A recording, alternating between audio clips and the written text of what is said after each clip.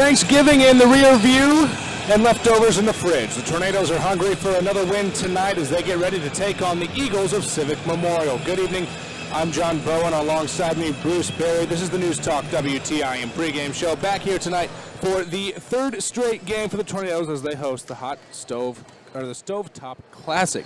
2 games down with 2 tallies in the win column, and 2 games the Tornadoes won by 20 points respectfully. The story of this young season has been the defense of this Tornadoes team, specifically the press defense the Tornadoes have applied. Both Nokomis and Granite City struggle to get the ball up court against Taylorville. Don't expect that pressure to stop anytime soon. It's been the bread and butter of this team and led to plenty of points off turnovers. Civic Memorial Eagles pay visit to the Dolph tonight to take on the Tornadoes. We've got that action up next. Coach Brown joining us soon.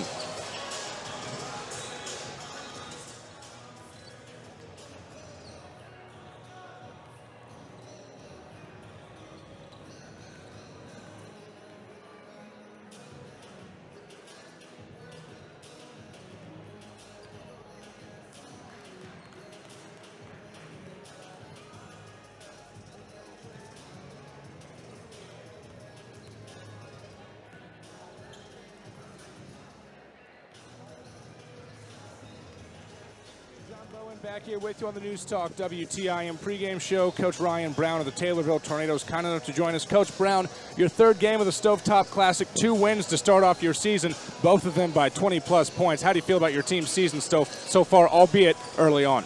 Yeah, it's pretty good so far. You know, we're playing super hard. It's fun to watch. Intensity. We're diving around. We're making shots. You know, a lot of good things. These next 2 games, they're different teams, though. I mean, these teams are a little bit more like us, and you know, they're going to play really good defense. Civic's going to play good defense. They have an outstanding player in Bryce Zupon, who's one of the only returners they had back from last year, and he can fill it up quick. So this is a very dangerous 0-3 team. Talking about last year's game, you guys fell 62-58, a close game, shot 41 threes, but only made 9 of them, shooting 22%. Obviously, that has to change if we want a different outcome tonight. Yeah, it was just a little bit too much last year. We've talked about that a lot in the preseason. We can't just fall in love with it. And, you know, if we're cold in the first half, we got to find a way to get layups. And we learned a lot from that Civic game last year. It was just atrocious shooting night. Got to find some inside touches. The disparity in the free throws also a storyline. Civic shot 38 compared to your guys' 20. Is that going to be an emphasis tonight, trying to get to the line, maybe get some Eagles in some foul trouble early on if you can? It would be nice, but it's probably not going to happen. You know, we like to penetrate and kick out. We don't penetrate and take contested shots. So we're really patient, and we know the size of our guys, and we just, you know, play the best hand that we're given. Coach, appreciate you stopping by. Good luck tonight. Okay, thank you. Again, that's head coach Ryan Brown of the Taylorville Tornadoes. We'll have more of the News Talk WTIM pregame show when we get back on News Talk WTIM.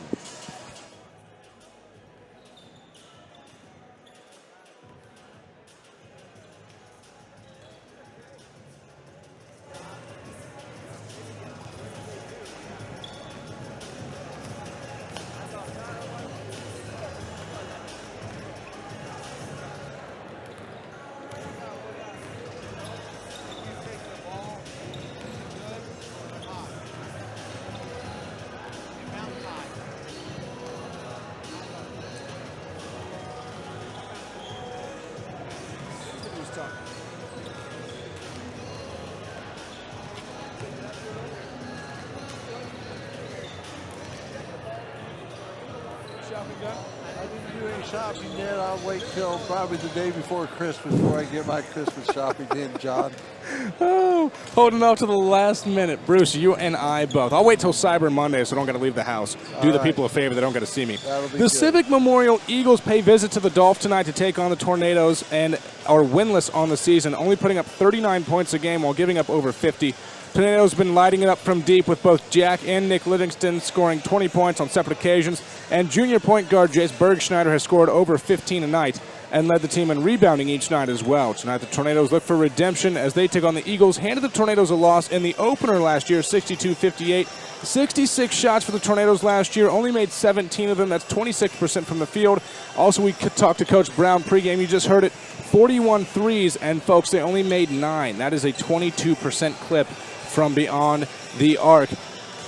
So now we're back here on the News Talk WTIM pregame show. Again, I'm John Bowen. Bruce Berry is my color commentator. He joins me now. Bruce, we heard from Coach Brown about tonight's contest. However, what are your thoughts on the Tornadoes season? Well, we know it is early. Not really missing Jordan Moats too much quite yet. It's early. They came out playing good defense. We're averaging 12 steals a ball game, and we're shooting 44% from three-point range. And we're going to be hard to beat if we shoot three balls like that. What was it, 14 they made Wednesday night? We're 14 of 30 I had us at, and we're 25 of 57 on the year. So anytime you score 12 to 14 threes a game, you're going to put up some points, and it doesn't look like Civic Memorial got much offensive power.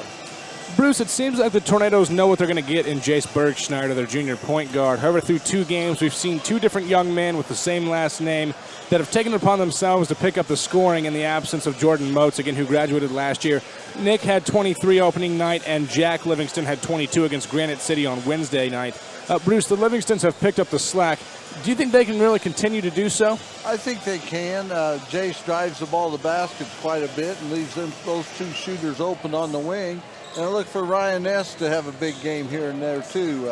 He's an excellent three-point shooter, and he shot one the other night, I think, from about 32 feet. So nobody can guard him out there. So one of those 3 will usually step up and help Jace on the scoring end.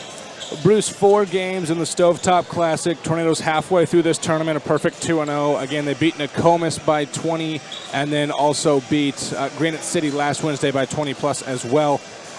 How do they keep this rolling through this tournament and in this thing 4-0 and get that trophy? I think they just need to come out, play the defense they started with on the first 2 games, and they're shooting. They'll be all right, and come away here with a victory. The big game probably going to be tomorrow night. I know they don't want to look forward to that yet, but Triads won 3 games also. So tomorrow night will be the big game. Beat both teams 3-0, going for the Stovetop Classic Championship. And we saw Triad taking on Nokomis the game before this game tonight. Tell our listening audience what we saw with Triad. Seems like a lot of slashers. They can get to the basket at will. Correct. They beat Nokomis, I think, 60-41, something like that, and really had the game in hand even in the second quarter. I think they led 35-18 at half, and they should give Taylorville all we want tomorrow night.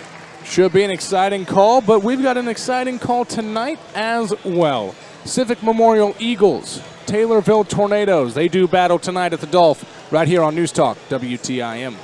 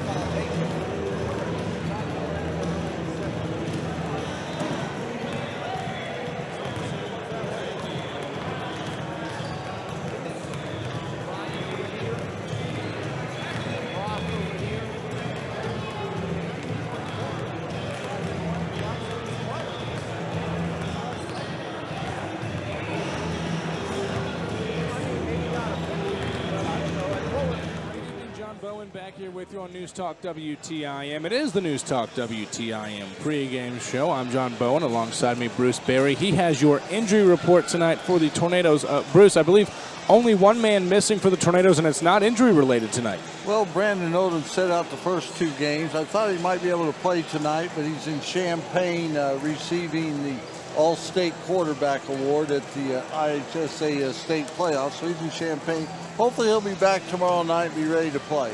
I think we'll give him a pass for that. He's got a pretty good doctor's note, or an excuse rather, to go pick up some hardware. That's correct. And I also heard tonight that Justin Wright got named to the Blue-Gray Classic game in Dallas. So both those guys will be going down to Dallas later in the month of December and showing their football talents down there. So congratulations to both them. How cool would that be to see 2 Tornadoes hooking up in the end zone down at AT&T Stadium? That was a heck of a game yesterday with the Cowboys, and these 2 young men will get to play on that same field in about 3 weeks. Did you have a good Thanksgiving? We haven't talked about that yet. How was your trip? Thanksgiving, I went to Chicago to my brother, saw my new niece. A lot of people don't know this, but my brother Bill welcomed a new baby into the family 12 weeks ago, and got to meet her. Isabella is her name, and everybody's doing well, and got to see my other brothers up there, and had a good week, had a good day. How rowdy does a Barry Thanksgiving party get? Not very rowdy. I got 2 brothers live in town here, so we all drove up yesterday morning, came home yesterday evening, and had a good lunch, and talked about a lot of things, and it's good to see all the family. Good. It always is. And how about your it was good. John? Went back to Indianapolis. Actually, we called the game last Wednesday, and then I skedaddled right down 72 to 74, heading home, and made sure I got to see the family as well. And it was a good time. Had about 20 Bowens in a house, and anytime, let me tell you, a Bowen Thanksgiving can get pretty rowdy. I can imagine. Surprised the neighbors weren't calling for a disturbance, but it was all fun and good, and looking forward to doing it again next year. Thanks for your injury report, Bruce. We'll have Bruce keys to today's contest for both teams when we return on News Talk WTIM.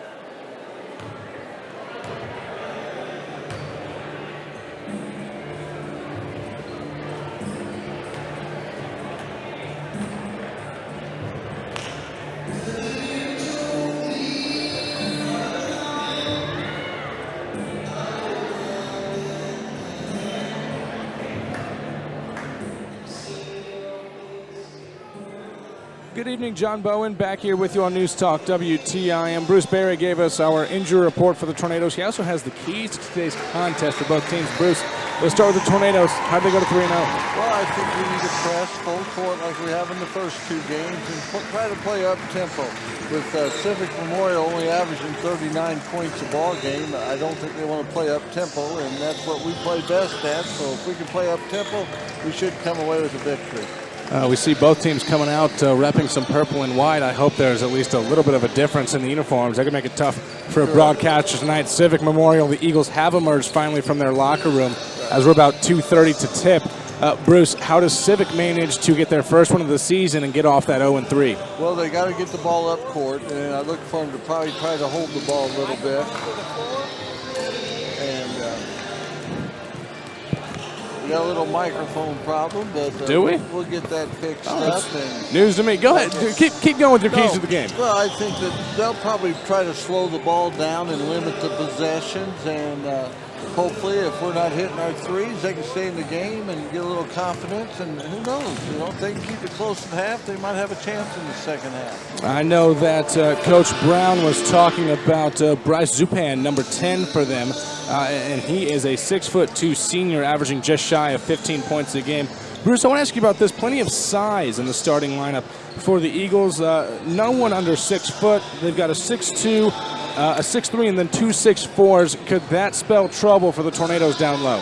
Well, it could, but I don't think it will. You know, we play that pressure defense. We'll probably be able to get some more steals off their taller people, so I don't think it'll be much of a problem for Taylorville tonight, and I look for us to win going away.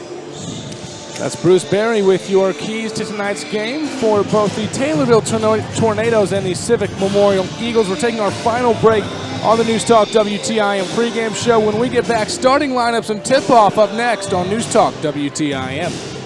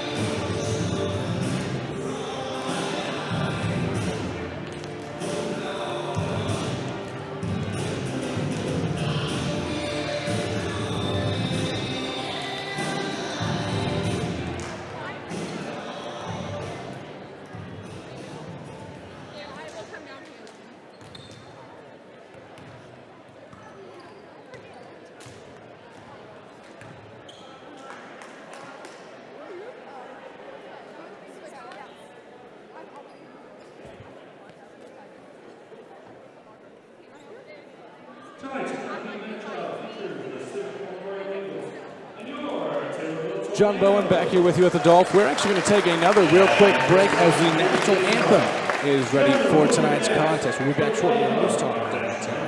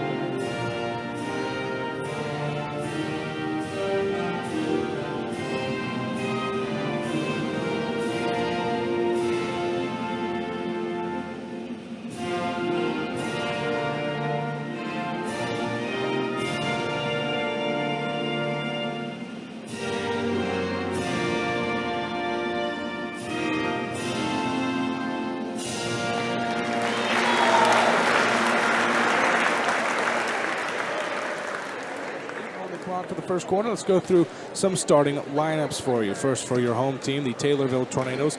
The Livingston Twins, Ryan S. and Jace Bergschneider are your 4 guards. Now, Jace Bergschneider averaging 18 points a game, Nick Livingston averaging 17, Jack averaging 14, and Ryan S. averages 8.5 points per game. Will Kettlecamp is the lone forward for the Tornadoes. He averages 8 points per contest. Now looking at the Civic Memorial Eagles, they're starting 5. They've got Bryce Zupan. He is the man you want to watch out for. Shooting 33% from the field, only 17% from deep.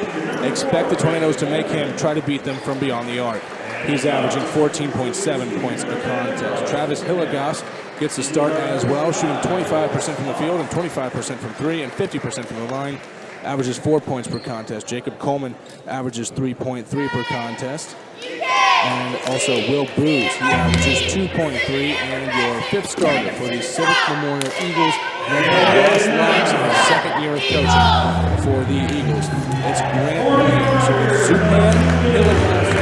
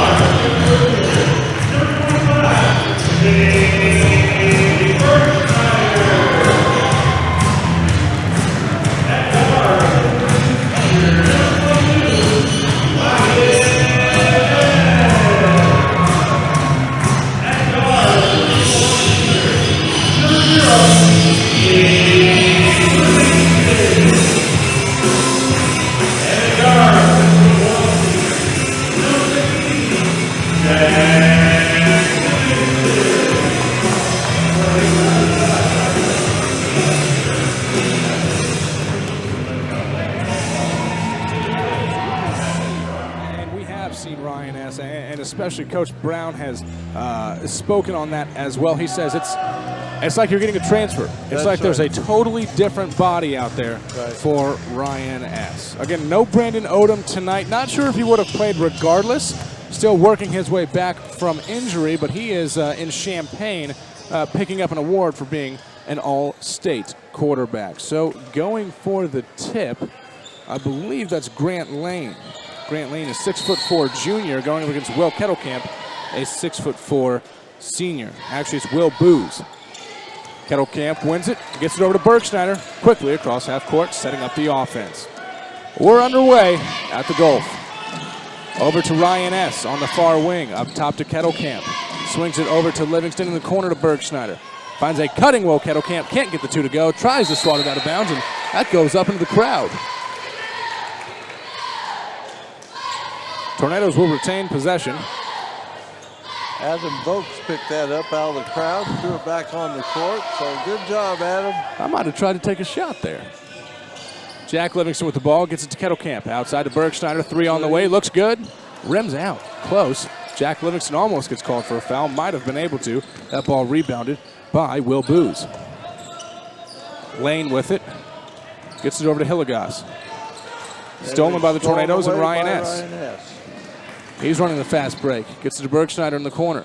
Cross court to Livingston. That was Nick. Now to Jack on the left wing. Tries to get it to Will Kettlecamp down low. Stolen by the Eagles. The Eagles are in all purple jerseys. They've got yellow trim down the side.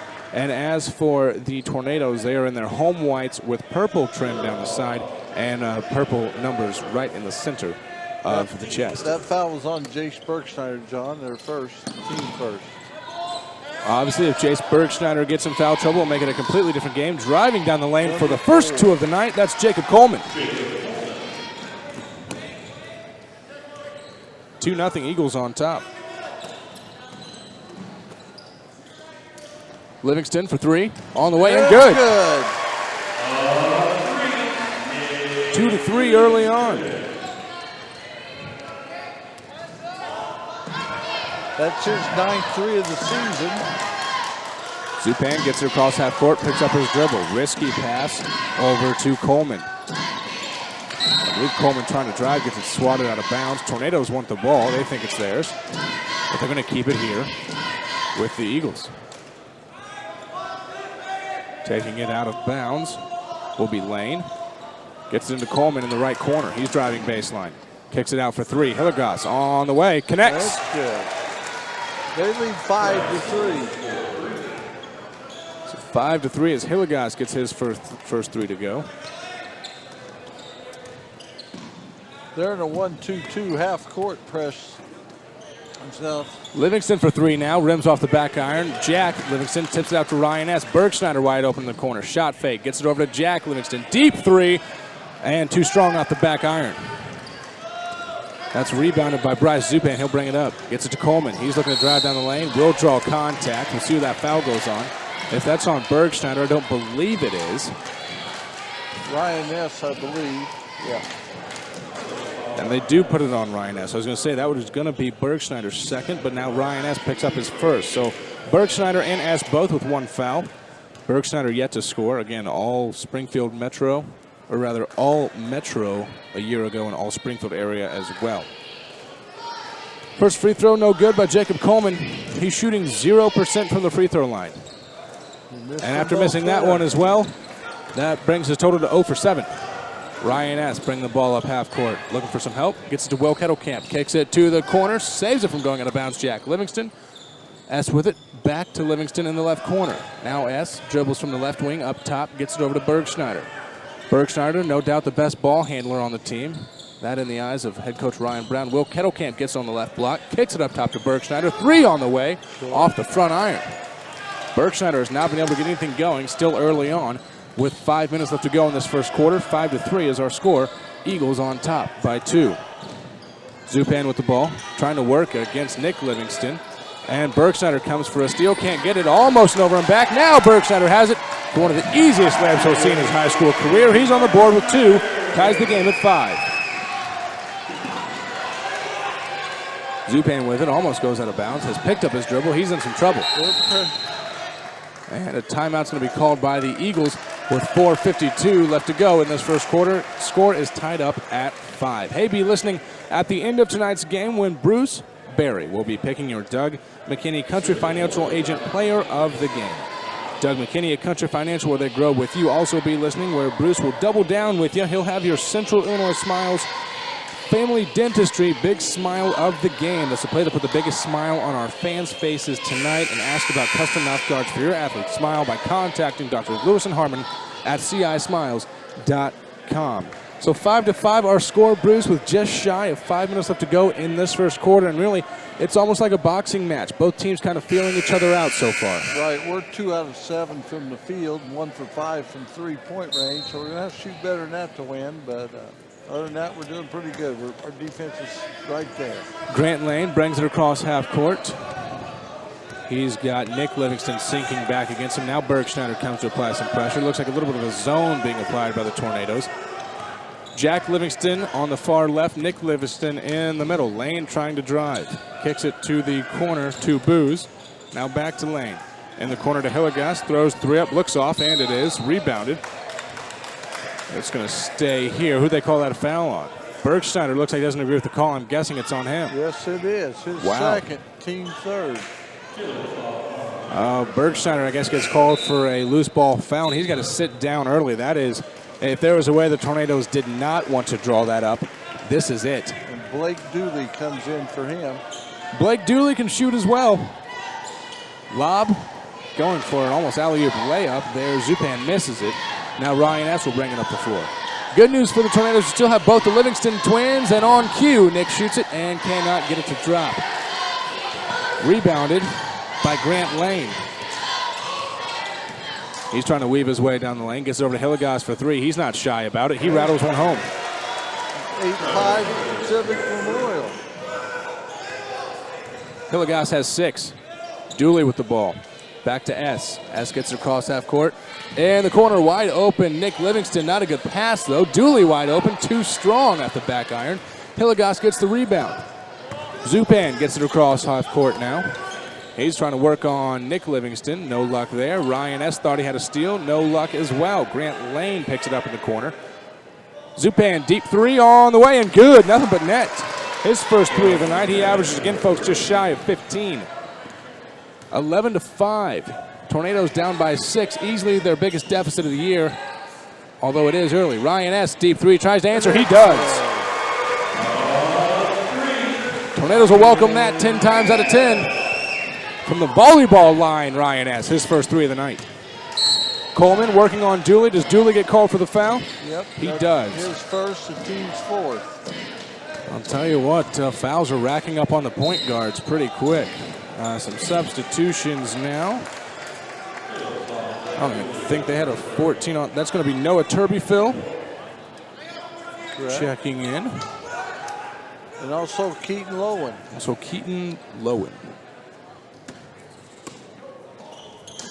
Turbyfill takes the ball out of bounds and passes it into Zupan.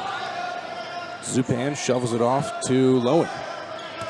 Lowen dribbles right, picks up his dribble, almost drags that back foot, no call. Coleman trying to go and work against Jack Livingston. Solid defense. Now crosses him over, gets to the lane, and almost a basket interference. They're going to wave that off? They do. I was going to say, I was over the cylinder there. Basket interference on Civic Memorial. Give Taylorville the ball. Down 11-8 with 2:46 remaining. So we talked about the floor for the Eagles. For your Tornadoes, it's Dooley, S, Kettlecamp, and the Livingston twins. S picks up his dribble, gets it to Will Kettlecamp. Wide open in the corner. It's Jack. Three on the way. Too strong. Tipped out by Nick Livingston. No luck. It's rebounded by the Eagles. And Will Booz. Turbyfill loses his dribble. Almost stolen by the Eagles, or by the Tornadoes, and it is. From Jack to Nick, and did Nick dunk that one? I think he did. 11-10 our score, with 2:10 left to go in this first quarter. An exciting first quarter, to say the least. There has been some sloppy basketball, but again, it's just the first quarter. If we got 3 more of this, it's going to be an exciting night. Nick Livingston working on defense, causes the turnover. Will Kettlecamp loses his dribble and then is fouled. I was going to say, Will Booz there picks up his first. And is that the first on their team? I don't believe so. Yes, it is. Their first foul. Grant Lane checks in for Will Booz.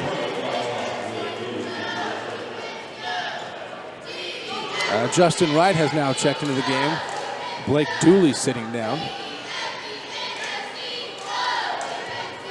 Ryan S. gets it into Jack Livingston. Jack Livingston yet to score tonight. He averages 14 a contest. Ryan S. with the ball deep. He's in range. Cross court to the left corner to Nick Livingston. Up to the wing to Jack. And the corner, Justin Wright. 3 on the way. Rims out. Cannot get it to go. Ryan S. secures the rebound. Thought about the mid-range, kicks it out to Jack Livingston for 3 on the way off the back iron. 10-11 still our score with 1:30 left to go in this first quarter. Zupan trying to work on Justin Wright. Justin Wright, hand in the face. Zupan doesn't care, throws it up. No good. Will Kettlecamp with the rebound. Looking for someone to get it to. Ryan S. calls for the ball. Ryan S. to Will Kettlecamp up top. Nick Livingston with it now. Over to Ryan S. on the wing. Justin Wright saves it from going out of bounds in the far corner. Jack Livingston across to Ryan S. Deep three. Oh my goodness. That was from the volleyball line. Well, forget the volleyball line. That one was from the parking lot. 13-11. The Tornadoes have their first lead of the contest. With 45 seconds left to go in this first quarter, Ryan S. sees Bergschneider, sits down, says, "That's okay, I'll take over." And almost a steal by the Tornadoes. And a kick ball. Ryan S., that's a smart move. Don't let that easy pass come down low. Keaton Lowen trying to find a cutting Grant Lane.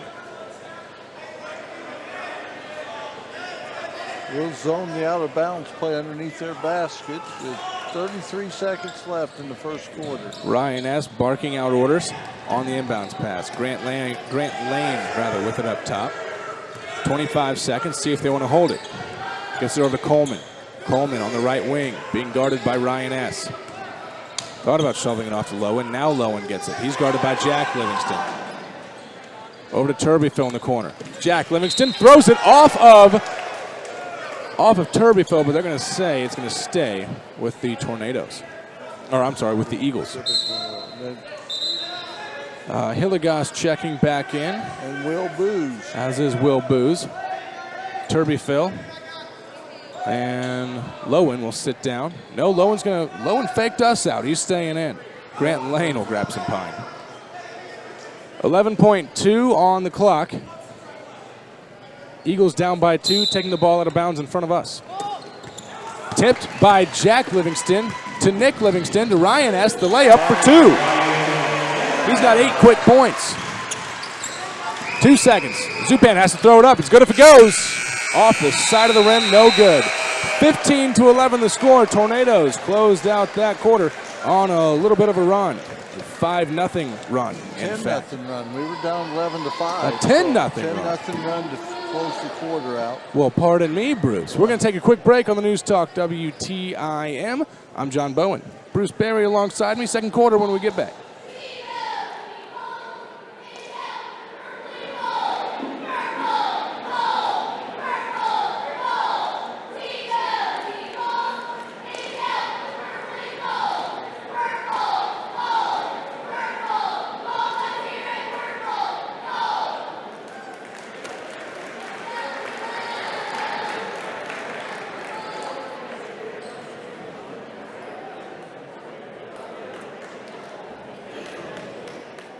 John Bowen back here with you on News Talk WTIM, ready for the second quarter. Bruce, pretty exciting first quarter there and a great response by the Tornadoes down the home stretch. You called me out. I thought I cut it short for the Tornadoes. I thought it was just a 5-0 run. Right. We were 3 out of 12 from 3, so we don't need to fall into that trap that we did last year where we were 9 out of 41, and we were 3 out of 5 from 2-point range.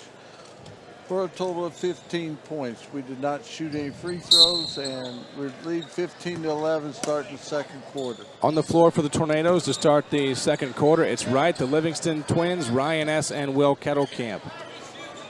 Fresh into the game, Alex Reams for the Eagles. He is joined by Lowen, as well as Zupan, Will Booz, and Hilligoss. Zupan with it now on the far wing, trying to drive baseline on Justin Wright. Great defense, stolen by Ryan S. Gets it over to Nick Livingston, who's trying to drive back to Ryan S. for an easy layup for 2. Ryan S. has 10 points, and we're 30 seconds into the second quarter. He's got 10 of the 17. He's 4 out of 4 from the field. 17-11, Tornadoes have the lead. Lowen gets it across half court. He's picked up by Nick Livingston. Backdoor by Zupan. That's an easy 2. He's got 5 now. Ryan S. over to Nick Livingston. That stopped a 12-0 run that Taylorville put on him. Ryan S. back to Nick Livingston, back to S. Thought about a deep 3 in the corner. Justin Wright gets up to Nick Livingston. Will Kettlecamp down low, right in the left corner. Cross court to S. In the other corner, Jack Livingston. 3 on the way. It's going to be short. And first to the floor, it's Justin Wright. And they're going to call a jump ball. That keeps it with the Tornadoes. Those are those 50-50 balls that Coach Brown has to be happy to see his team get. That's correct. And Bethalto's coach is not very happy with that. We showed a lot more hustle. So 6:49 left to go in this second quarter. As do we have Will Kettlecamp.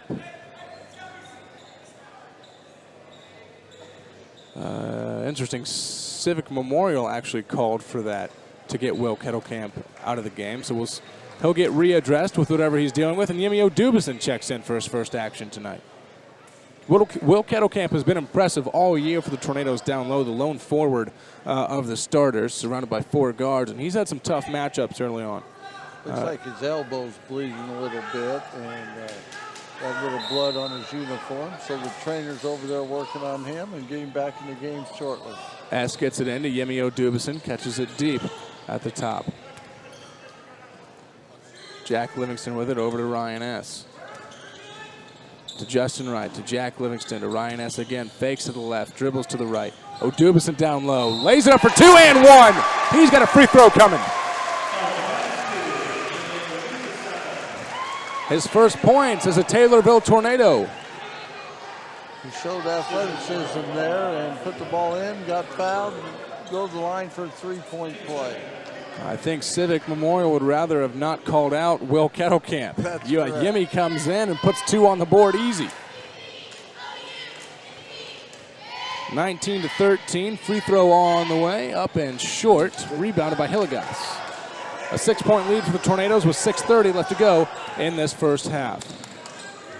Lowen trying to get across half court. Dubison bumps him just a little too much. He'll pick up that first foul. That's the 5th foul on Taylorville, Yemi's first. So his first bucket as a Tornado and now his first foul as he bumps Lowen. The next one sends the Eagles to the free throw line. Or no, they're still 2 away. 2 away. Down low with the ball, leaving it short, but a foul is called. That's Alex Reams. And who'd they put that one on? It looks like Ryan S. picked up his second. They did. They put that on Ryan S., so he's got 2. Bergschneider has 2. Dubison has 1. And Coach Brown usually takes them out if they get 2 fouls in the first half, so that's why Bergschneider's sitting out, and now S. comes out. Tyler Heimses is in for him. S is out. Heimses comes in as Alex Reams connects on his first free throw. 14-19 the score. Second one on the way, and another benign line. 15-19, 4-point game. Justin Wright with the ball from Nick Livingston. Gets it back to Nick. Now over to Jack. Jack almost across half court. Shovels it over to his twin Nick. Back to Jack. In the corner to Tyler Heimsness. Jack to Nick. Back to Jack. Over to Heimsness. To Jack. To Nick. Justin Wright with it in the corner. Takes one dribble, then back to Nick. Back to Jack. Now back to Nick. So Livingston's playing back and forth. Jack thinks about a deep 3 and connects. His first 3 of the night. That's a 3-point shot. It's good. That means $3 more to the Tornado Sports Boosters. Remember, you can always do better at Landmark. Hillegas with the ball. That's over to Lane. Now back to Hillegas. Zupan comes back to help. Lane with it. He had it down with Booz in a tough spot. Zupan back to Lane. Hillegas with it. He has not shied away from the 3 tonight. Jack Livingston goes for a steal, gets himself out of position, but great recovery by the defense. Hillegas, deep 3 on the way. Almost tried to bank that one in. Yemio Dubison gets the rebound. He brings it across half court, gets it over to Nick Livingston. Now to Jack. Justin Wright with it in the left corner. Dubison down low, gets it over to Nick Livingston. 3 on the way, off the side of the rim, no good. Rebounded by Reams and the Eagles, who gets it over to Hillegas. 22-15 our score. Tornadoes on top. Reams with it. Gets it over to Zupan. Zupan wearing some tape on his right wrist. Lane, deep 3 on the way off the back iron. Follows his shot, gets the rebound. Tries to scoop it up with the left hand for 2. No good. Rebounded by Justin Wright, who gets it over to Jack Livingston. Justin Wright saves that one from going out of bounds. Shovels it over to Nick Livingston, to Jack now, to Wright back in the corner. Back to Nick. He fakes the pass to Heimsness in the left corner, and instead goes to Jack Livingston. Will Kettlecamp at the scores table, set to check back in. Dubison Kicks it to the corner. Tyler Hives this for three. Off the back iron, no good as well. That should be Eagles ball, and it will be with 4 minutes left to go in this first half. So Kettlecamp will check back in for O'Dubison. O'Dubison gives a good breather. That's good to know down the road. You can count on O'Dubison to come in for Kettlecamp. He played good 2 minutes and back out. Now Kettlecamp seems to be fixed up, a little tape on his elbow and ready to play. Turbyfield back in, as is Coleman. 5-second call on Civic Memorial. Good defense by Nick Livingston. Hilligoss unable to get it in the 5 seconds required. A turnover. Tornadoes take over under their own bucket. Jack Livingston takes it out of bounds, gets it to Tyler Himes, and I think he might have stepped out of bounds. And they say he does. Not a whole lot of reaction from anybody in the gym. 22-15, again our score. Turbyfield gets it into Zupan. He's running, kicks in the corner to Hilligoss. Shots up, off the rim, no good. Kettlecamp with the rebound. Gets it over to Jack Livingston. He'll work with his brother Nick. Nick now on the left wing. Finds Will Kettlecamp down low. Goes up with the left hand. Kisses it off the glass for two. His first 2 points of the night. 15-24 our score. Lead has grown to 9 for the Tornadoes. Can't say the purple jerseys tonight, Bruce. No. Zupan, 3 on the way. He tries to answer. Can't even draw iron. Off the left side of the backboard. Lane. Down the lane. Can't get it to go. 2 air balls down that side of the offense for Civic Memorial. Jack Livingston driving baseline. Kicks it up top to Nick Livingston. 3 on the way. Looks good, and it is. Nick Livingston, he's got 8. His first 3 points of the second quarter, though. 27-15 our score. Coleman with it now. He gets it across half court. 3 minutes on the game clock. A 12-point lead for the Tornadoes. You cannot blink with the Tornadoes on offense. Himesness guarding Turbyfield. Gets it over to Coleman on the right wing. He's trying to drive down the lane. Nick Livingston cuts him off. Solid defense. In the corner to Lane. 3 on the way. Off the back iron, or off the far iron rather. Shot goes long. Rebounded by Jack. Will Kettlecamp thinks about driving. Kicks it out to Nick Livingston. Jack on the way for 3. Off the back iron, he can't get it to go. Jack has not been able to find it tonight. Nick sees if he has any luck, and he does. That's Nick's third 3 of the night. He's got 11 now. And the lead's 30-15, 30 to 15. as Bruce said, they're doubling up the Eagles. We're going to take a quick break here on News Talk WTIM. More first half action when we return.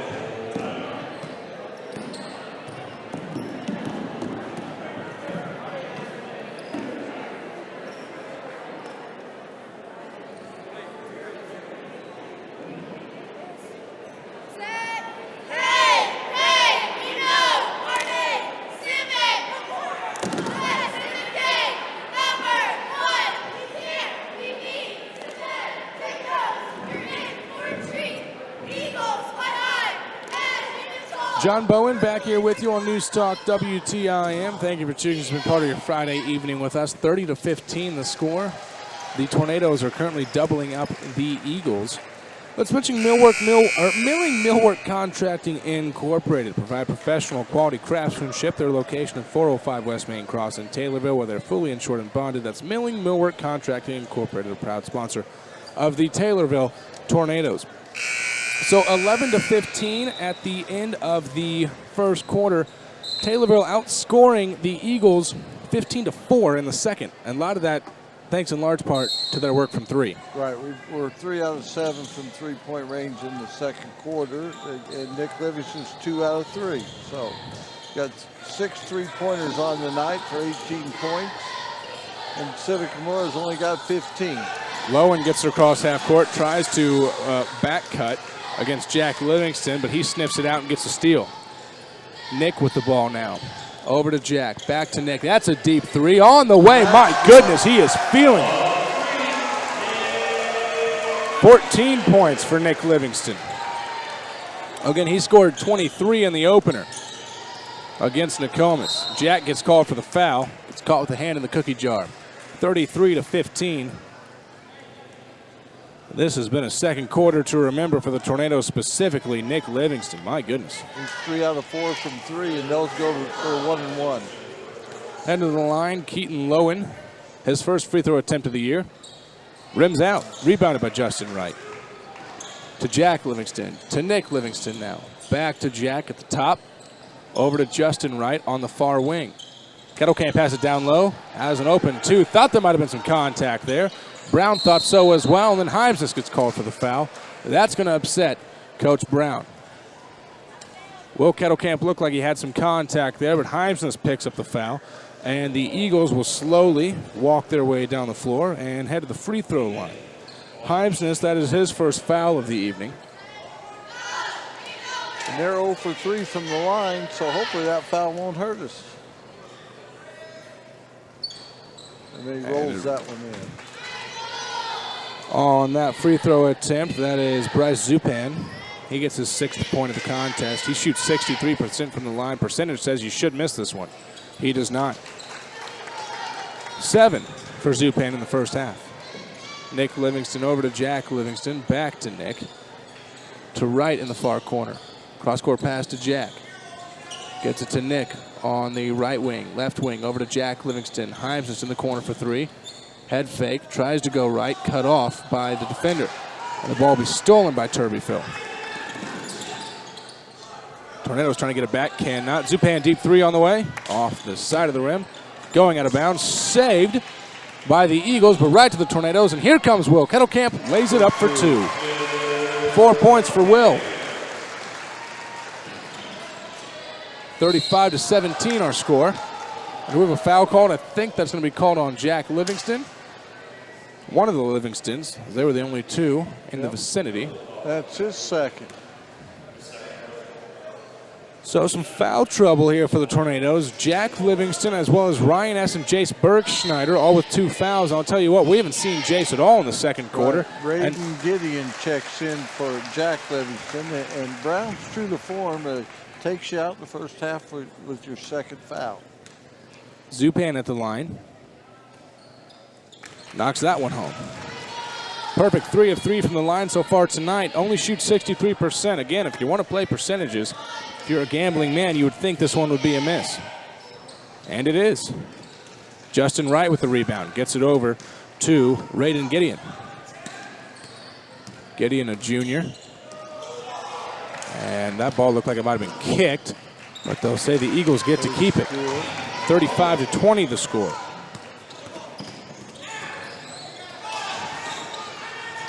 I thought I heard a smack, no foul call. A jump ball possession arrow gives it to the Eagles. And our ball handling woes are catching up to us right now without Jace and Ryan S. and Jack Livingston in the game. Jace Bergschneider, definitely the bread and butter. The spoon that stirs the pot, if you will, as the point guard. Wide open for 2 and missing the layup. My goodness, is Will Booz. 10 seconds on the clock. Justin Wright saves from going out of bounds to Will Kettlecamp, to Nick Livingston. 5 on the clock. Down to 4. The countdown started. Nick Livingston has to chuck it up. That's not going to go. Saved by Himesness. Even if we got it off in time, would not have gone. 35-20. 35-20 is our halftime score. I'm John Bowen. Bruce Berry alongside me. We've got the News Talk WTIM halftime show when we return on News Talk WTIM.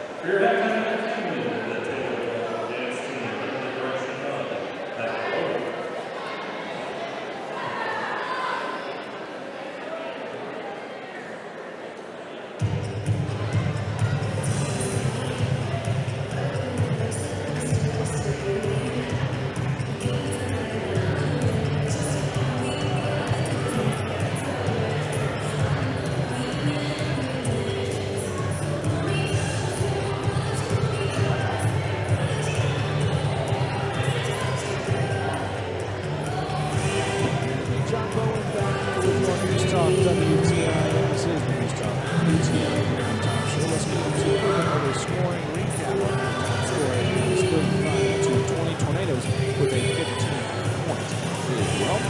the Eagles, if it went by who scored first, they'd be in good shape. Started off 2-0 in a quick answer by the Tornadoes with a 3 of their own, 2-3. A back and forth first quarter. 15-11. Pardon me. 15-11. That was the score at the end of the first quarter. Thanks in large part to a 10-0 run by the Tornadoes to close that quarter. Yes, they were down 11 to 5. 10-0 run gives them a 4-point lead at the end of the first, and then outscoring the Eagles 20-9. 20-9. The Eagles outscored by the Tornadoes, puts their score at 35-20. And there early on, they were outscoring in 15-4. 15-4. So 5-5 run there to even things out, kind of, I guess, if you want to look at it that way, for the Eagles to end the first half. But that's our score, 30-25, and really the Tornadoes won both quarters. After that 10-0 run at the end of the first, they kind of picked up where they left off. Again, 20-9, outscoring the Eagles in that second quarter. So 35-20 is our halftime score. We've got 7:30 on the clock until the second half resumes.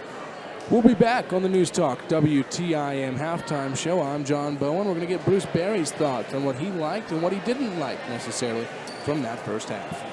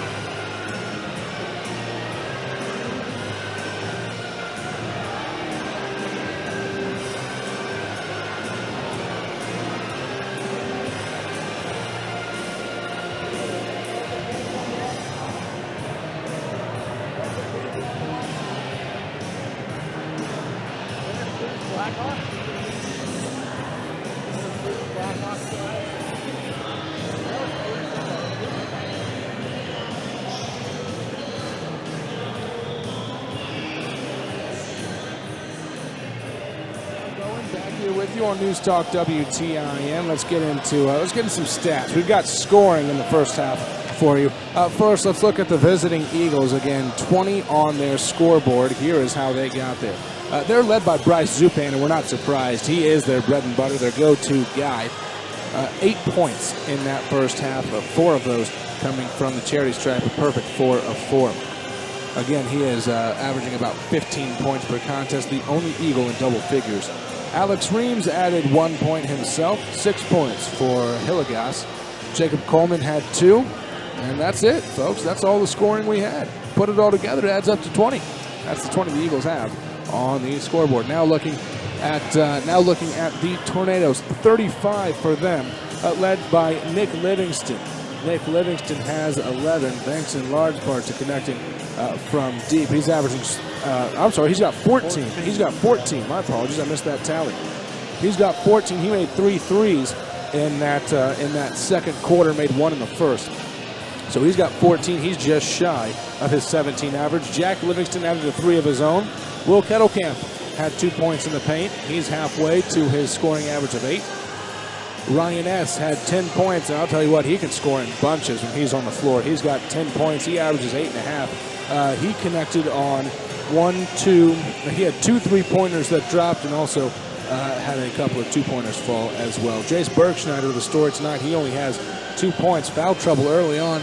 What would you say, Bruce? He got set down with about probably 4 minutes left to go on the first quarter. Didn't even see him in the second quarter. Not at all. His legs should be fresh, though, for this third. Ready to roll in. Look for him to come out. We're playing good defense. We held it to 20 points. We've got 35. We hit 7 out of 21 shots from 3, 7 out of 10 from the 2-point shot. So we're right there, 35-20, up 15, and probably got the game in hand. Yemi Odubison added 2 points, respectively, off the bench. Foul trouble as well for the Tornadoes. Let's recap that. Here are the Tornadoes with 2 fouls apiece. And the problem is there are 3 starters and 3 pretty key starters at that. We mentioned Jace Bergschneider, how he picked up his second foul with about 4 minutes left to go in that first quarter.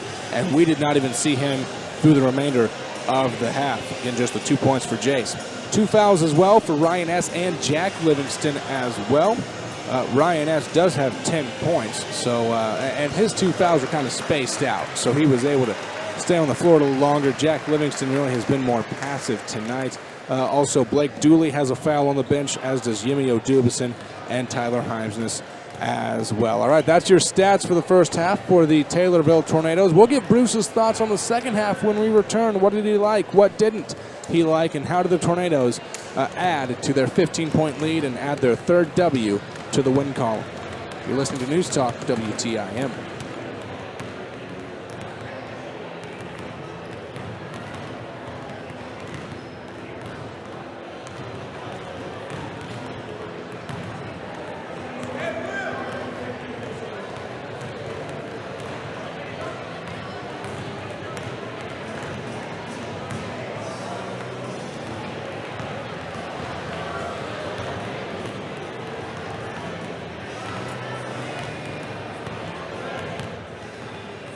Bowen back here with you on News Talk WTIM.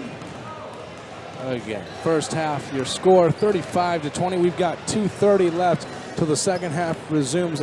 Bruce, a strong first half showing for the Tornadoes. Really, that 10-0 run kind of set everything up for that second quarter. Right. We're playing really good defense. I think we got 11 steals already in the first half, and they're not shooting the ball very well, and we've hit 7 threes to give us 21 points, and we lead by 15 without 3 of our starters playing much.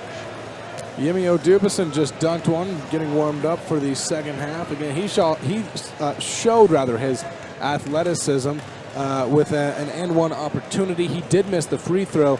Bruce, I want to ask you about that as well. We saw Will Kettlecamp leave the game. A Civic Memorial player pointed to something, and we believe it was Kettlecamp's elbow. He went, and now he has a bandage on that elbow. But let's talk about Yimmy Odubison coming in, and really the offense not missing a beat. Odubison really provided a spark off the bench. They fed him the ball right underneath the free throw line. He went right to the basket, laid it in, got fouled, and missed the free throw. It would have had a traditional three-point play. I'm John Bowen, right here on the News Talk WTIM halftime show. Bruce Berry, kind enough to join us as the color commentator. The Civic Memorial Eagles have finally emerged from their locker room. 35-20 is our score. Once again, a 15-point lead for the Tornadoes. Bruce, I got to ask you, what do the Eagles do to get back in this game? What has to be done? They have to shoot the ball a heck of a lot better and handle the ball better. They're throwing the ball way too much and not shooting very well, and leading to some fast break points for Taylorville, and we're getting some open threes, and we're hitting some of them. So let's talk about the Tornadoes as well. Again, this game last year, 62-58, Taylorville falls, and really an off-shooting night. 22% from 3, that's 9 for 41, folks. Shot 41 threes, only made 9 of them. And tonight, Jace Bergschneider has been kind of MIA thanks to foul trouble early on. Set for about 12 minutes of that 16-minute first half. But still, a 15-point lead for the Tornadoes, that's really a positive sign. It's positive. This isn't the same Civic Memorial team. They lost 4 out of 5 starters from last year's graduation. So they're rebuilding. They do start 3 seniors, but lesser team than last year's team. It upset Taylorville. We played them early on in the year when we weren't really gelling yet. And you see we come out the gate tonight, gelling good, and we're up 15, so let's get it up to 20-25 and play some of our reserves in the fourth quarter. And we're ready for the second half action. Bruce, as always, appreciate you joining us on air tonight. Bergschneider S, the Livingston Twins, and Will Kettlecamp as for the Eagles.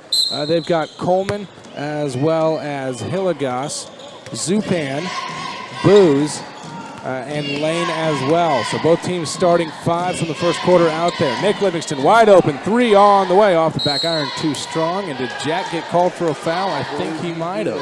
That'll be his third. It is his third. Wow, 12 seconds into this third quarter. Jack picks up his third. He'll stay in the contest. Applying pressure on Lane, the inbounder. Gets it into Zupan. He's bringing it across half court. Picked up by Nick Livingston. We're going man-to-man here in the second half after playing most of the first half in zone. I think this is one of the first times we've seen man-to-man for the Tornadoes this year. Normally in that 3-2 zone, 3 up top, 2 down low. Off Lane's chest, that hit him right between the G and the L in Eagles and bounces out of bounds. Good defense by Jack Livingston, even though he's got 3 fouls. He doesn't want to pick up his 4th here in the third quarter. Chase Bergschneider gets it into Ryan S. Bounce pass over to Nick Livingston, gets it back. Jack down low. Bergschneider dumps it off to Will Kettlecamp for 2. What an extra pass. 37-20 our score. Tornadoes on top. Going up for 2, that's Zupan. He's in double digits with 10. Left hand. 37-22, again a 15-point game. Good pass. Well, Kettlecamp gets that blocked out of bounds. I believe that was Lane. Or no, they're going to give that block to Booz. Jason in the middle is facilitating. Got one good assist there, and it would have had another one, but it got blocked as Will Kettlecamp went up for a shot. I'm sure the Tornadoes fans all collectively hold their breath when the man in the lane fell down. Worried Bergschneider might have been called for a charge. Bergschneider driving baseline, wants 2 himself, and he gets it. He's now at 4. 39-22, Tornadoes on top. A 17-point lead. Zupan across half court again. 2-0 the Tornadoes. 2 20-point wins. Driving is Coleman. Scoops it up for 2. It's a nice move. They're taking the ball to the basket in the second half. They didn't do much of that in the first half. Nick Livingston tries to find Jack Livingston. Coleman knocks out of bounds. Tornadoes will retain possession. They're a lot more aggressive on their offensive end in the second half, John. So Taylor's going to have to step up and take a few charges as they're driving to the basket. Ryan S. for 3. That's not the man you want to leave. Too strong, can't get it to go. Hilligoss with the rebound. Zupan with it. Gets it over to Lane. Stolen by Nick Livingston. That's got to be a foul. There's the whistle. As Lane goes diving into the body of Nick Livingston. Lane picks up his first. Come get it, though. Come get it. And Justin Wright checks in for Jack Livingston. Again in foul trouble. He's got 3. And Hilligoss sits down. Lowen checks in. Ryan S. asks his bench if he can shoot, meaning Lowen. Right in the corner. Up top to Nick Livingston, to Ryan S. In the middle to Bergschneider. 2 on the way, going to be left short. Bergschneider almost is called for an over the back. Can't get it to go. Zupan with it now, bringing it up half court. Working on Nick Livingston. He loses his dribble. And they don't know who it's going to go to. And Ryan S. just got a technical.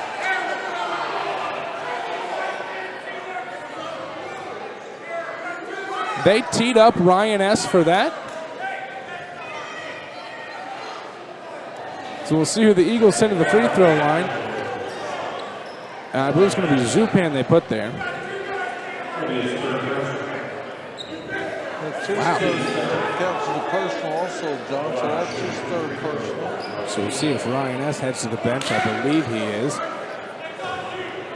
And both Nick Livingston and Jace Bergschneider pleading with the official as to what exactly happened. Zupan knocks through the free throw. He's got 11 points. 25-39 our score. Second one on the way. And it's good. For a 63% free throw shooter, he's got a pretty clean stroke. 26-39. Ryan S. does sit down. And taking his place will be Tyler Himesness. Lowen comes out to get it. Nick Livingston harassing, and does Nick Livingston get called for a foul on that? He does. Nick, that's only his first.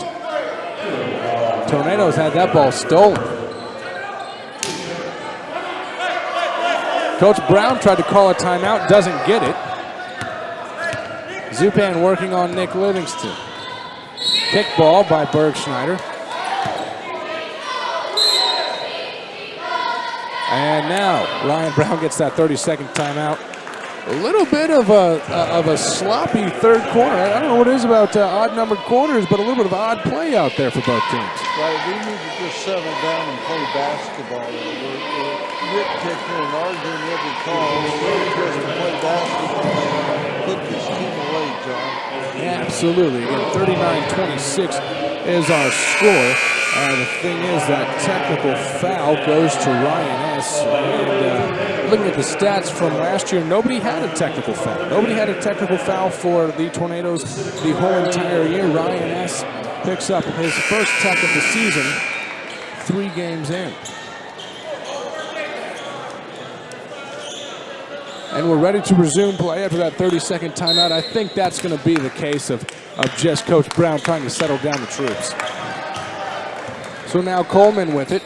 Gets it over to Zupan. Back up top to Lowen, rather. Over to Coleman. Zupan in the corner. 3 no good. Bergschneider with the rebound. He's looking to run. Gets it up court to Heidrus. Leads him a little too far. Heidrus, good job slowing down before he takes out the slew of cheerleaders for the visiting Civic Memorial Eagles. 5:12 left to go in this third quarter. Justin Wright, Nick Livingston, Jace Bergschneider, Will Kettlecamp, and Tyler Heidrus, your 5 for the Tornadoes. Zupan gets it over to Booz. Now over to Lowen for the Eagles. Zupan thought about the 3. Heidrus, great job closing out. Coleman wanted it down low, didn't get it. Lane with the ball for the Eagles. Now back to Lowen. Over to Zupan. Back to Lowen now. In the middle. Back out to Zupan. It rims out all the way down, then all the way back out. Bergschneider with it. Finds Will Kettlecamp. Goes strong to the bucket. And a foul is called, and 2 shots coming for Will Kettlecamp. Set the floor for the Eagles as well. It's Lowen, Booz, as well as Coleman, Zupan, and Lane. Kettlecamp goes to the line. Free throw on the way. Looks too strong, and it is. That's his first miss of the year. He was 2 of 2 going into tonight. Lowers his percentage down to 66%. He's looking for his 7th point of the contest. And he finds it. Now at the free throw line. 7 points for Will Kettlecamp. The 6'4" senior, the lone forward for the Tornado starters. We've only shot 3 free throws this game, John. That's the first one we've made. Nick Livingston with it, too strong. Bergschneider follows, and one as he gets it together. We'll see if Jace Bergschneider can find his groove. 42-26. Again, our defense goes into fast break points, gets the layup, and Jace was able to get the rebound and follow and got fouled. And we're up 16, going to be 17. 26-43. Bergschneider has 7. And again, it's been a very quiet 7. We did not see him for about 3/4 of that first half. Set for a good 12 minutes. That should be a charge. Are they going to call it a shooting foul? They do. Hines just tried to take the charge. I thought he had it. Then they get him for the body, and Zupan goes to the line again. Looking for his 13th and 14th point of the evening. I think they think Hines was supposed to slid underneath him a little bit. It could have went either way. It went Civic Memorial's way. Zupan finally misses a free throw on the night. He was a perfect 6 of 6. Now 6 of 7. Hilligoss checks in for Grant Lane, who sits down. Travis Hilligoss has not been shy shooting the 3. However, only connected on one of them. Zupan's free throw on the way. Rolls that one home. A lucky 13 for Zupan. Nick Livingston with it. Over to Bergschneider. They're trying to beat the press, and they do. As Bergschneider gets it over to Nick. Back to Bergschneider now. He's on the right wing. Between the legs dribble. Gets it over to Nick on the left wing. Nick gets it down low to Justin Wright. Bergschneider's 3 on the way. Looks good, and it is. My goodness. Double digits for Jace. He's at 10. 46-27. Tornadoes on top. Zupan thought about a deep 3. Lowen with it now. He's at the volleyball line. in the corner. Pass to Hillegas. Goes up for it. Can't get it. Bergschneider with the board. Trying to go coast to coast. Keeps his dribble. Shoves it off to Himes just for two. My goodness, what a foul. Tyler Himes with his first 2 points at the varsity level this season. 48-27.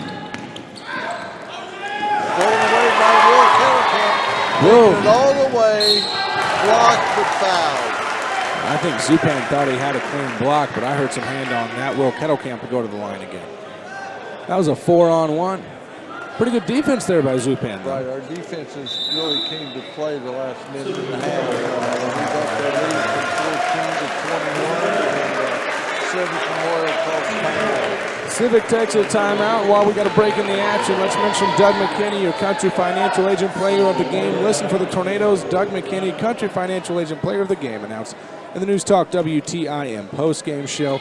Bruce Berry has that for you in our postgame show. Doug McKinney, a Country Financial where they grow for you. And as if a little bit of Bruce isn't enough, we'll double down. Be listening as well, where Bruce will have your Central Illinois Smiles Family Dentistry play of the game. That's the play of the game tonight to put the biggest smile on our fans' faces tonight. Don't forget to ask about custom mouth guards for your athlete's smile by contacting Drs. Lewis and Harmon at CISmiles.com. And we'll mention Milling Millwork Contracting Incorporated as well. They provide professional quality craftsmanship. Their location at 405 West Main Cross in Taylorville, where they're fully insured and bonded. That's Milling Millwork Contracting Incorporated. They're a proud sponsor of the Taylorville Tornadoes. And don't forget, for every three-pointer that is made, Landmark of Taylorville donates another $3 to the Tornado Sports Boosters. Remember, folks, you can always do better at Landmark. Heading to the free throw line, Will Kettlecamp gives us a chance to mention Diamond Brothers Insurance. Extra is always better, like extra coverage from Diamond Brothers Insurance in Taylorville. Provide peace of mind. Contact Diamond Brothers Insurance and learn about the extra assurance auto owners insurance can provide at diamondbros.com. Diamond Brothers Insurance, your local auto owners insurance agent. Will Kettlecamp gets the free throw to go. He's at his average of 8 tonight. He has scored 3 in the third quarter. Connects on the second. He's got 9. One shy of double digits. Zupan trying to get it in bounds. He finds Coleman. We're on an 11-1 run right now. We were ahead 39-26. Now it's 50-27. We're just about to put this away, and we'll see you tomorrow night. A 23-point lead. I can do that math, Bruce. That one I can do. Those zeros make it easy. Up top, Zupan. He's thinking about a deep three. Gets over to Hillegas. Again, he hasn't been shy tonight shooting. Zupan tries a tricky pass, and it goes out of bounds off Will Booz. Tornadoes take over. Justin Wright, Will Kettlecamp, Jace Bergschneider, Tyler Heimness, and Nick Livingston, your Tornadoes.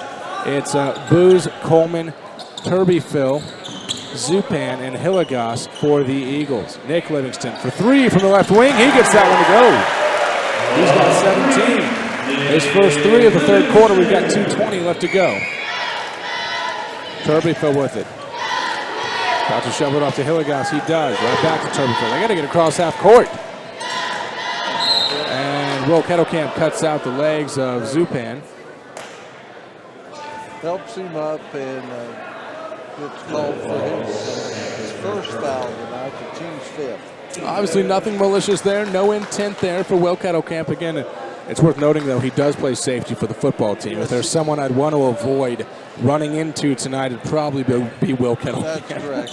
Very aggressive defensive player, but what a nice young man. Now, is he the sheriff's son or the sheriff's nephew? He's the ex-principal of the junior high's son. Okay. And Jack is Bruce Kettlecamp's son, correct? Okay. Correct. Zupan with it up top. Bergschneider almost has a steal, but forces a turnover nonetheless. That goes out of bounds. And with that turnover, fresh into the game, it's Gage Thornton. Didn't even see they made the sub.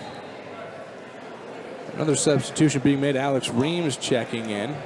And Zupan will sit down. If I'm not mistaken, this will be Zupan's first break in the action. Nick Livingston with it. Gets it to Will Kettlecamp. He's in the corner. Cross-court pass to Bergschneider. He's driving down the lane. Kicks it to Kettlecamp in the corner. Nick Livingston for 3 on the way. No good. It looked good out of the hand. A nice release for Nick Livingston. Turbyfield with it now. He's playing back and forth with Thornton. From the corner, no good. Will Kettlecamp gets the rebound on that shot. It was Booz, and Kettlecamp being harassed. Gets it over to Bergstein. He drives down to the lane. Is he going to have an and one? He does. He took the ball on the left side, laid it up left-handed, got fouled.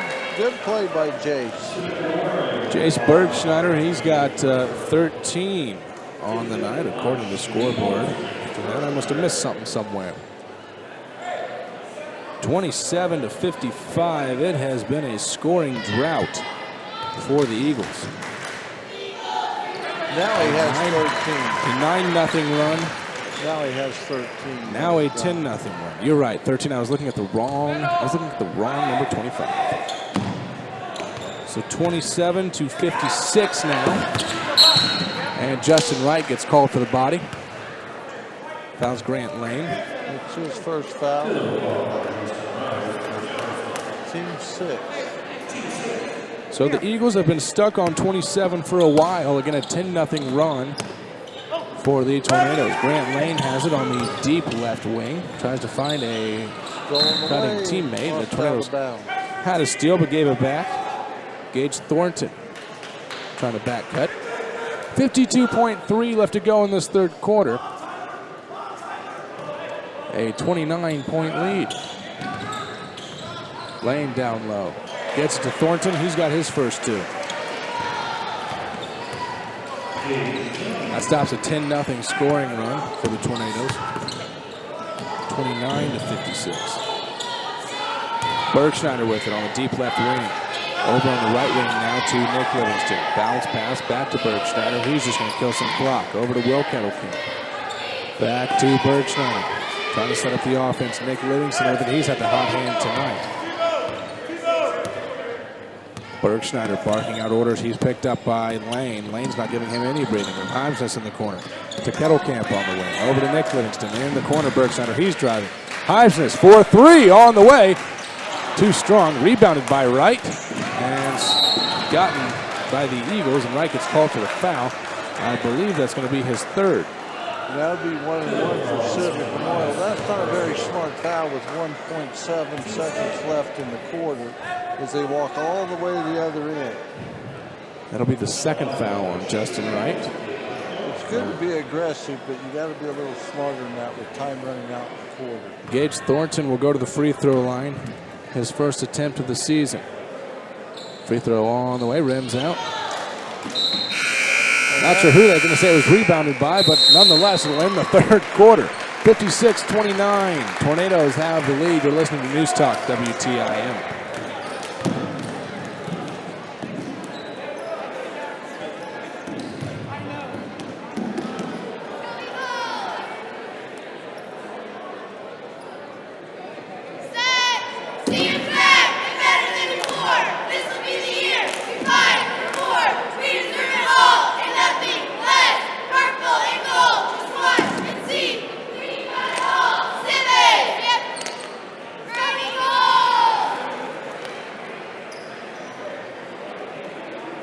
News Talk WTIM. Again, we thank you for choosing to spend part of your Black Friday here with us. Bruce, you mentioned earlier you're doing all your holiday shopping on Christmas Eve. What can you get out there on Christmas Eve? Oh, you get all everything's picked bone dry. No, yes, who do you know? That's a good day to get gift cards also, John. The gift that keeps on giving. So be expecting a gift card from Mayor Bruce Berry. So who's been on your naughty list that you're shopping for them on Christmas Eve? Probably, I'd rather not mention any names is it, am I on your good list and Harrison's on the naughty list, or is that flip-flopped? Harrison's on the good list. What? You know that. I talked with Harrison this afternoon. I might mention the girls' game. Taylorville dropped a heartbreaker in the girls' game this afternoon. 51-50 to Rochester. Very good game. Natalie Snyder, I think, had 27 points for Taylorville's girls. Hilligoss for three, no good. Swatted out of bounds for the Eagles. Continue, Bruce. And they'll play tomorrow afternoon at 12:30 here at the Dolph. And so Saturday afternoon girls basketball, and Saturday night for the Stovetop Classic Championship. Taylorville will play Triad. Bergschneider with it, coming down the lane, dumps it off to O'Dubison, back to Bergschneider. Over to Ryan S. Thought about the three. Drives down the lane. Nick Livingston will chuck up. He hasn't been shy tonight from three. He rattles that one out. Cannot get it to go. Rebounded by Lane for the Eagles. Almost throws that one out of bounds. Hilligoss saves it in the right corner. Up to Lane. Going to be an over and back. O'Dubison takes it. Does he want to dunk it? He'll lay it up for two. Come on, Yemi. 4 points for Yemi O'Dubison off the bench. Plenty of energy in number 12 in white. Turbyfill gets it to Hilligoss. Back to Turbyfill, almost an over and back. Behind the back dribble by Turbyfill. No look pass to Hilligoss on the right wing. Turbyfill up top. Lane on the left wing now. In the corner now, that goes to Reams. Shot is up and good. Gage Thornton. That's a deep two. 58-31. Stolen by the Eagles. Ryan S. picks up the foul. That's his fourth, so he didn't get back out in there for about a minute and a half and picked up his fourth foul. S picked up one foul in the first, a foul in the second, a foul in the third, and now his foul in the fourth gives him 4. We'll see how long of a leash he has from head coach Ryan Brown. Again, with a 27-point lead, you figure there's no real reason to push anything. Zupan checks in, as does Braden Georgioff. Checking, and we've got a checking at the scores table for the shooter. Turbyfill's free throw on the way, no good. Rebound Yemi. And that man will stay put at the scores table. Ryan S. and Nick Livingston bringing it up half court. They do get it across. Bergschneider for two. Kisses it off the glass. What a shot. 15 for Bergschneider. Again, he averages 18 a night. Zupan beats the press by himself, tries to go baseline. And that should be a charging foul. It is. Who picked that up? Bergschneider. Picks up the charge. 60-31, John. Trey Hall will check in. I believe Trey Hall just a freshman for Civic Memorial. Braden Gideon comes in for Nick Livingston. Nick finishes the game, I think, with 17 points. That's what I had him at. And he was killer from deep. Gideon and S working it across half court. S finally beats the press. Cross court to Gideon. He's 1-1, 1 of 1 on his varsity career, making 3-pointers. Bergschneider tries to dump that one down low to Yemi O'Dubison. No luck. O'Dubison swats that one out of bounds. Hilligoss almost gets called for a turnover. I had Nick Livingston with 5 threes. Oh, my. And so another good shooting night by Nick. He hit his average. He's averaging 17 points a game, and he finishes with 17. Bergschneider leads the game. Wyatt Shirley checks in for Jace. So Shirley, Gideon, Jack Livingston, Yemi O'Dubison, and Ryan S.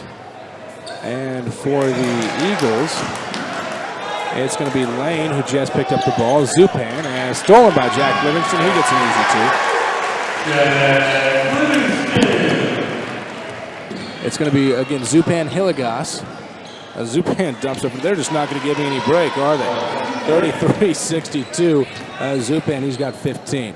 It's getting a little sloppy here, and Taylorville starting to sub in some people. Thought that might have been out of bounds. Off his foot, Hall, the freshman.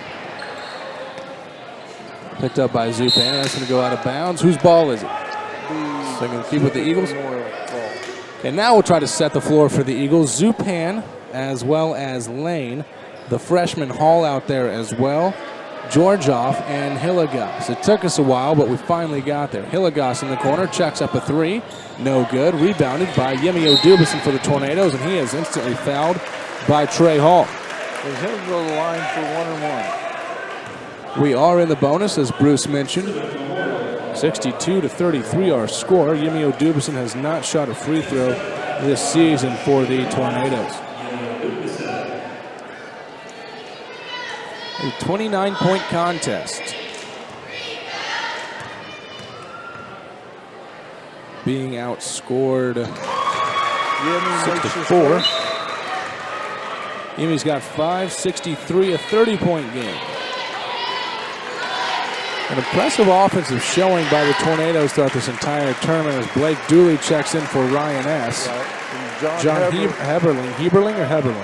Heberling checks in for Jack Livingston. You are correct. Another substitution, Marcus Tuxson checking in for Travis Hilligoss. Ryan S. finishes with 10 points. And Jack Livingston finishes with 5, I believe. Correct? That is correct. O'Dubison connects on both of his free throws. Zupan bringing it up. He's picked up by Shirley and Gideon, and a foul will be called. We'll see who they give it to. I want to say they're going to put that one on Gideon, and that'll send Zupan to the line. Nope, they put it on Shirley. You know what happens when you assume, Bruce? That's right. It's good to see Yemi make a couple free throws because he's one of those guys that's probably going to get fouled in some game situations as quick as he is to the basket. Kyle Foraker comes in, the 6'1" senior. Foraker in for Gideon. He does replace Gideon. Yep, Zupan, his free throw on the way. It's good. Hits the front end of the one-on-one. He's got 16 tonight. And he's one ball player who's put up a pretty good game for Civic Memorial. That was expected. Coach Brown mentioned Zupan, as now he's got 17, was the man to watch, and he will sit down. His night more than likely done. He finishes with 17 by our count, and he is replaced by Gage Thornton. And every Tornado's been in the game, which is good. Gives us a little rest for tomorrow night. Gives the underclassmen a little chance to play. And Dooley to Shirley. In the corner to Foraker. Dooley for 3. No good. O'Dubison with the rebound. Goes up strong. My goodness. 7 points for Yemi O'Dubison. And a strong rebound off the glass. 66-35. 3 on the way from the freshman Hall. Wow. Connects on that one. 66-38. 28-point lead with a minute 40 left. You feeling pretty comfortable about this one yet, Bruce? I think so, yes. Blake Dooley with it back and forth between him and Wyatt Shirley. Dooley with an out down low to O'Dubison. He has his pocket picked. And getting credit for that steal will be Gage Thornton. Lane, the lone starter out there for the Eagles. He wears number 21 on his back. Shirley with the steal. Spin move to get away from Lane. Passes up ahead to Dooley, who lays it up for 2. That was pretty, folks. 2 points for Blake Dooley. 38-68. Lead back up to 30. Down low for 2. No good. Swatted out of there by O'Dubison. Hall for 3. He connects again. And he's just a freshman, John. Should have a pretty strong career. 45 seconds left to go. 41-68. Taylorville has the lead. O'Dubison gets fouled. He'll go to the free throw line again. Grant Lane picks up that foul. So on the floor for your Tornadoes, and the clock has not stopped. That's right, there's a new rule. It's running clock. If you have a 30-point lead at any point in the fourth quarter, you go to running clock. O'Dubison misses the free throw. 68-41 is our score, a 27-point contest. Making his way all the way down the lane, and it goes out of bounds. That should do it. Gage Thornton, Blake Dooley just has to get this one in bounds. He does to Wyatt Shirley. Our first look at the running clock tonight, and it's a Tornadoes win by 27. And really a game that, after that 10-0 run in the first quarter, was never in doubt. We've got the News Talk WTIM postgame show coming up next. I'm John Bowen alongside Bruce Barry on News Talk WTIM.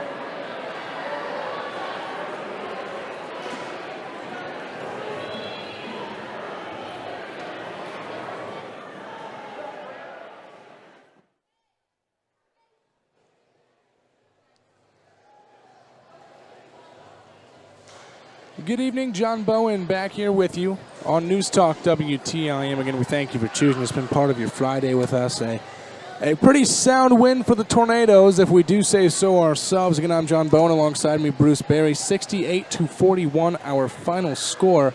Let's look at how we got here. So the first 2 points of the ball game scored by the Eagles from Civic Memorial, led by head coach Ross Locks, who's in his second season with the team. Tornadoes answered with a 3 of their own. Back and forth there for a little bit. The Tornadoes would end up falling behind by 6 as the Eagles had an 11-5 lead.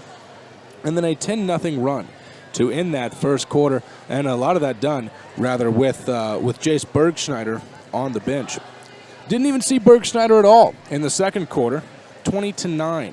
The Tornadoes outscored the Eagles, and let's see, there was a stretch there where they outscored them 15-4 to open up that second quarter. A nice little response there by the Eagles, but by then it was too little, too late. A 15-point lead going into the half for the Tornadoes.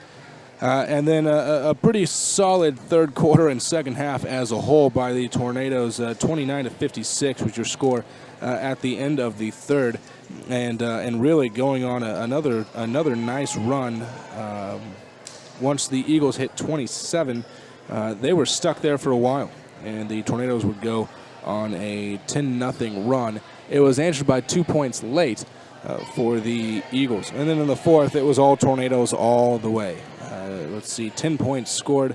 Well, actually, even. It was 10 points scored by the Eagles, 10 points scored by the Tornadoes. Just a little bit of back and forth. Really, both teams kind of let off the gas there a little bit at the end, knowing that the game, the final was pretty much set in stone, where the Tornadoes were going to get out of there with a win. Let's look at some scoring for the Tornadoes. First victorious again, 68-41, the final score. They were led by Nick Livingston, who had 17 points, and a lot of that coming from 3. Let's see, I've got 1, 2, 3, 4, 5 3-pointers made by Nick Livingston. Jack Livingston poured in 5. Will Kettlecamp falls 1 shy of double digits with 9.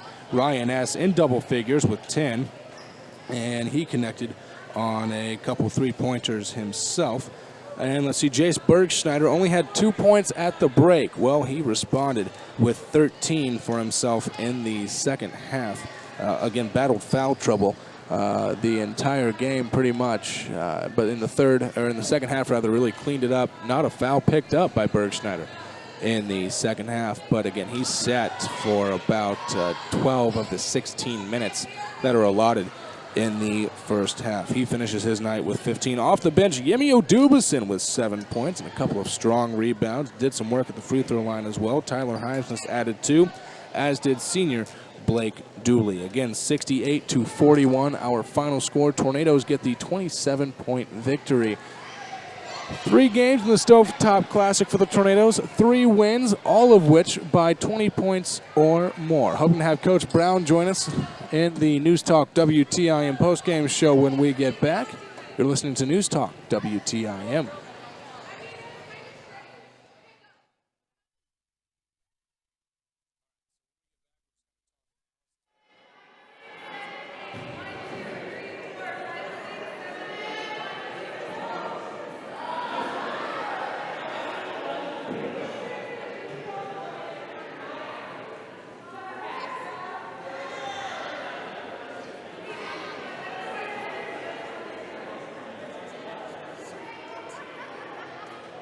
Good evening, John Bowen back here with you on News Talk WTIM. We'll have Coach Brown making his try. We'll just give him the crowd mic if we can, Bruce. That'll work out.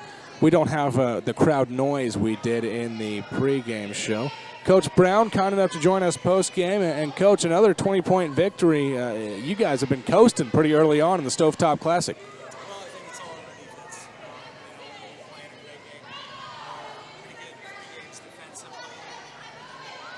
That's going to do a lot of offense for us. And, Coach Brown, I want to talk about Yemi Odubison coming off the bench with 7 points tonight. He really was able to give you guys a lift. We saw Will Kettlecamp left the game, had some treatment on his right elbow. But really, Yemi steps in. You guys don't miss a beat. Yeah, Yemi's got to play. He plays the confident he is. He just kind of needs a ball. There's nobody in this program that needs more practice. You all right there? Yeah, I flipped the wrong switch there, oddly enough. You were very quiet there for the first little bit, and then we finally got you on air. Scared the bejesus out of the mayor over here. Man, I got to keep Bruce awake. Whoa, wow. Holy cow. But again, Yemi was we're talking about Yemi. fantastic.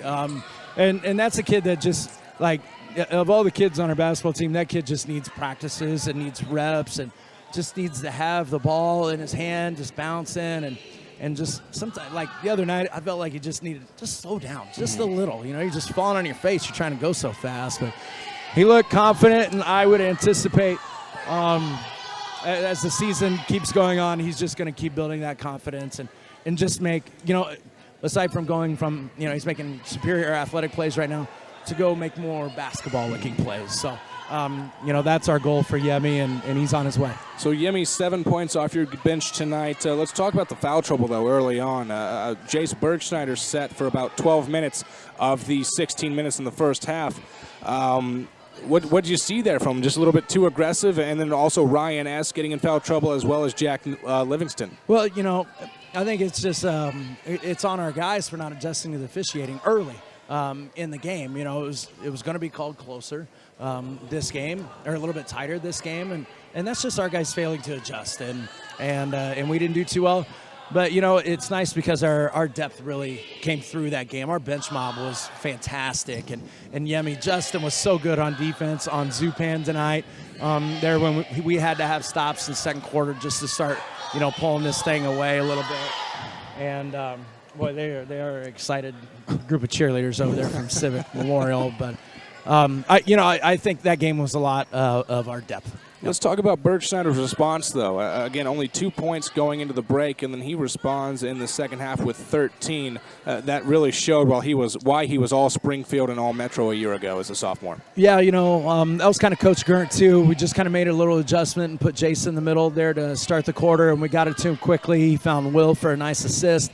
And then I think the next time down, Jay scored on a little, like, 7-footer or something like that, something on the inside. So we got him 2 quick touches, and then, you know, the memory of the first quarter went away pretty quick there once he was handling the ball in situations where we could score or he could score. Coach, Triad tomorrow night in the Stovetop Championship, or Stovetop Classic Championship, rather. What do we know about them so far? What are we expecting? I know going into tonight you expected this to be a little bit of a different game compared to the Nokomis game and the Granite City game.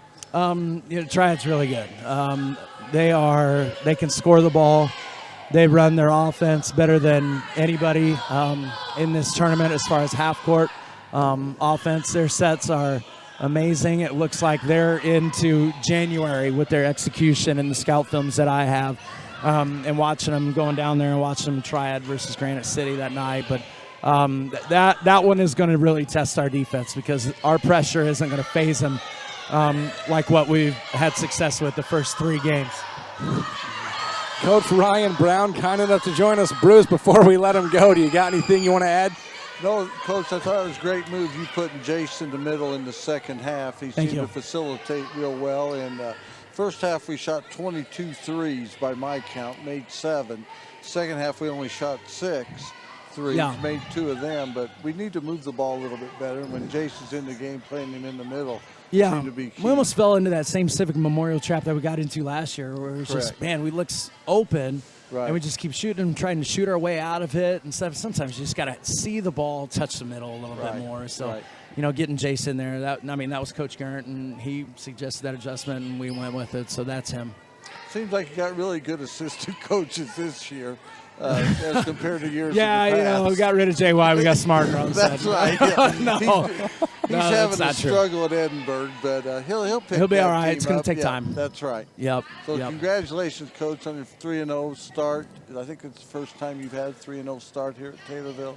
Is that correct? I can't remember. It might have been Jimmy's senior year. We were 3-0 going into that night. Possibly. Something like that.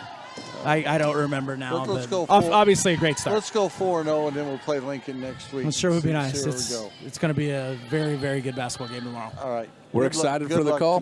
Coach Ryan Brown, kind enough to join us on the News Talk WTIM postgame show. We've got Bruce Berry's player and play of the game coming up next.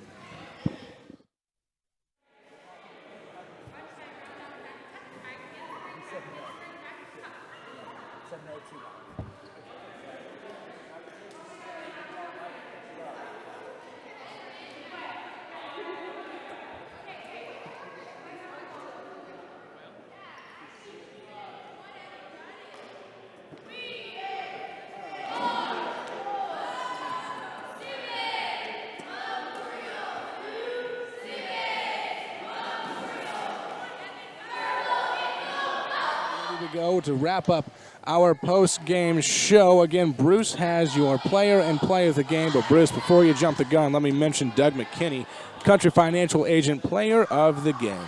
Be listening for the Tornadoes' Doug McKinney, Country Financial Agent Player of the Game, and the News Talk WTIM post-game show, Doug McKinney at Country Financial, where they grow with you. Bruce, who is your player of the game from tonight's contest? My player of the game tonight is going to go to Yemi Odubison for his coming in off the bench and putting the spark into Taylorville. And it's good to see the young man playing some basketball for Taylorville. We're sure are glad to have him and his family in Taylorville. And he got cleared by the doctors for the opening game against Nokomis. Saw limited action, but really we saw him flourish tonight. A couple strong rebounds, a couple putbacks, and really just battling down low in the lane. Again, that is your Doug McKinney, Country Financial Agent Player of the Game, announced on the News Talk WTIM postgame show. Doug McKinney at Country Financial, where they grow with you. Bruce also has your Central Illinois Smiles Family Dentistry Play of the Game. That is the play that put the biggest smile on our fans' faces tonight. And don't forget to ask about custom mouth guards for your athletes. Smile by contacting Doctors Lewis and Harmon at CISmiles.com. Bruce, you have a play of the game for us tonight, I understand. My play of the game was when Jace Bergsteiner got the ball about the free throw line and went to his left, left-handed up for a layup and got fouled and made the free throw for a traditional three-point play. I think that gave us a 24-point lead at the time, and that put the biggest smile on my face.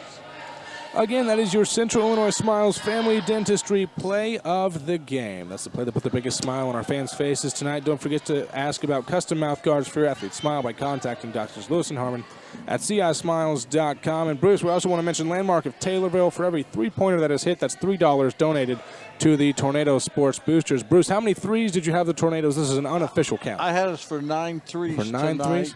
$27 from Landmark of Taylorville to the Tornado Sports Boosters.